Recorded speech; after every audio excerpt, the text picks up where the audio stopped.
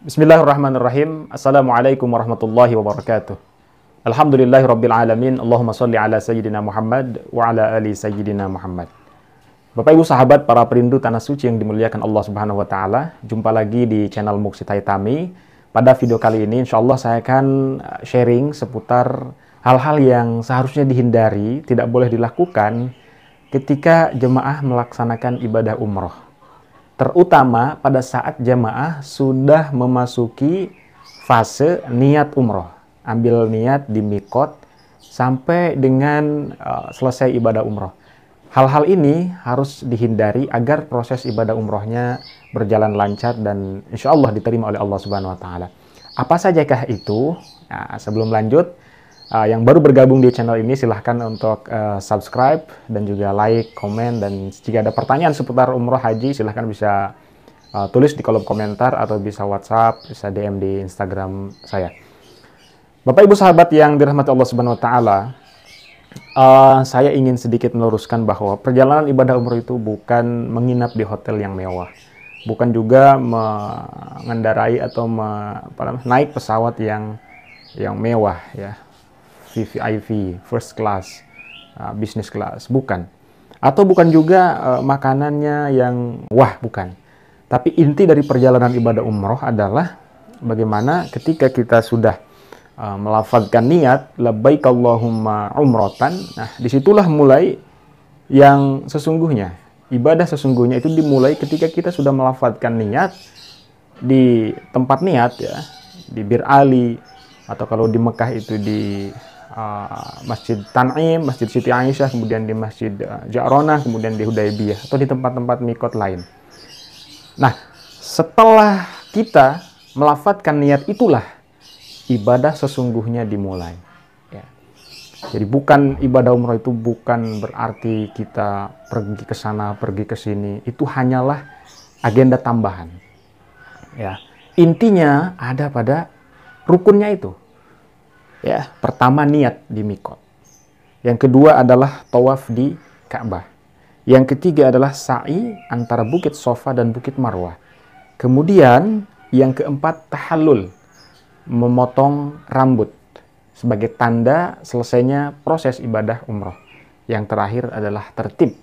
Ya, artinya tertib itu adalah mendahulukan sesuatu yang seharusnya didahulukan dan mengakhirkan sesuatu yang seharusnya diakhirkan. Maksudnya tidak boleh kita tawaf terlebih dahulu tanpa kita niat, atau tidak boleh kita langsung tahallul tanpa kita tawaf dan sa'i. Begitulah. Jadi harus tertib. Nah, kadang-kadang ini pengalaman saya Bapak Ibu sahabat sekalian.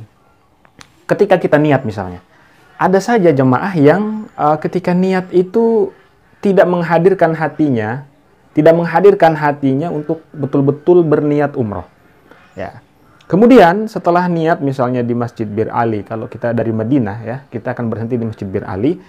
Nah, ketika di Masjid Bir Ali melakukan niat, setelah selesai melakukan niat, ya, kadang-kadang hal-hal yang menjadi larangan ihram itu diabaikan. Misalnya, laki-laki contohnya, ya, sudah pakai kain ihram. Ya, sudah pakai kain ihram.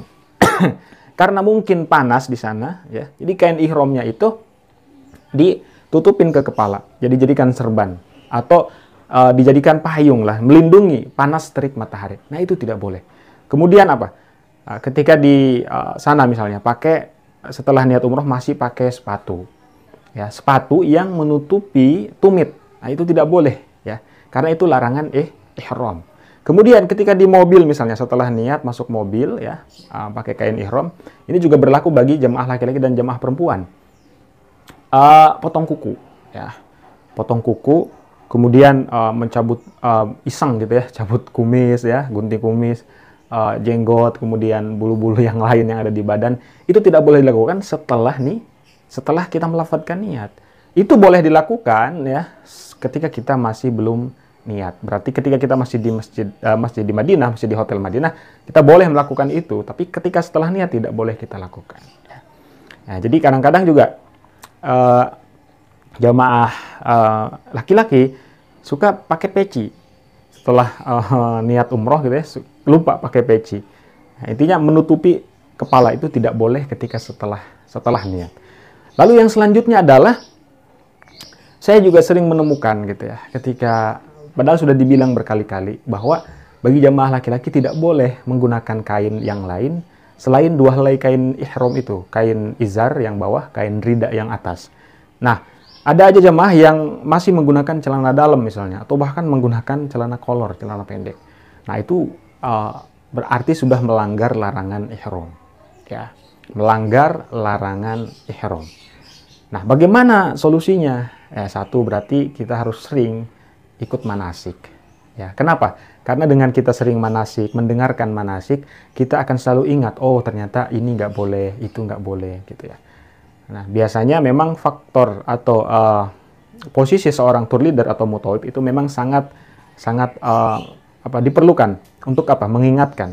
Makanya ketika saya di bis gitu ya bersama jamaah, saya tidak bosan-bosan untuk selalu mengingatkan, Bapak Ibu boleh kita tidur di dalam bis nih, dalam perjalanan dari Madinah ke Mekah. Tapi ingat, tidurnya jangan sembarangan. Artinya jangan tutupin kepala dengan kain ihram gitu ya. Jadi tidur yang tumakninah. Tidur yang tumakninah itu artinya ya tidur yang tenang gitu ya, yang biasa-biasa aja. Nah, kemudian yang juga sering terjadi adalah ketika kita sudah melakukan niat, itu kadang-kadang kita ada saja yang emosi, ya, kadang-kadang emosi, berdebat, berkata-kata yang tidak pantas gitu ya, dikeluarkan oleh tamu-tamu Allah, calon tamu Allah dan Rasulullah. Itu kadang-kadang terjadi. Entah masalahnya apa dan problemnya, pemicunya apa, tapi itu kadang-kadang terjadi pada saat kita mau melaksanakan ibadah umroh. Mungkin itu adalah ujian yang sesungguhnya bagi calon jemaah umroh gitu ya. Jadi pada saat mau melakukan ibadah puncaknya, justru setan datang untuk mengganggu kita, mengganggu para jamaah, ya, berdebatlah, kemudian emosi, bawaannya ingin marah dan lain sebagainya. Maka kita harus tenangkan hati kita dengan senantiasa berzikir. Makanya ketika selesai niat, ya, melapatkan niat sampai dengan posisi intiba. Posisi intiba itu posisi ketika kita mau siap untuk tawaf, ya, mau proses tawaf, ya. Itu kita disunahkan untuk talbiyah. Ya. Labbaik Allahumma labbaik, labbaik la syarika laka labbaik, innal hamda wan ni'mata lak wal mulka la syarika lak, innal hamda wan ni'mata lak wal mulka la syarika lak. Terus ya. Bagaimana kalau ngantuk? Ya kita tidur. Habis bangun, kita baca lagi talbiyah. Artinya apa? Talbiyah itu mengakui bahwa kita ini lemah. Ya, kita ini lemah, kita makhluk yang sangat lemah, tidak punya daya, upaya, kekuatan kecuali kekuatan Allah Subhanahu wa taala. Kita pasrah kepada Allah, ya. Itulah talbiyah. Ya, kita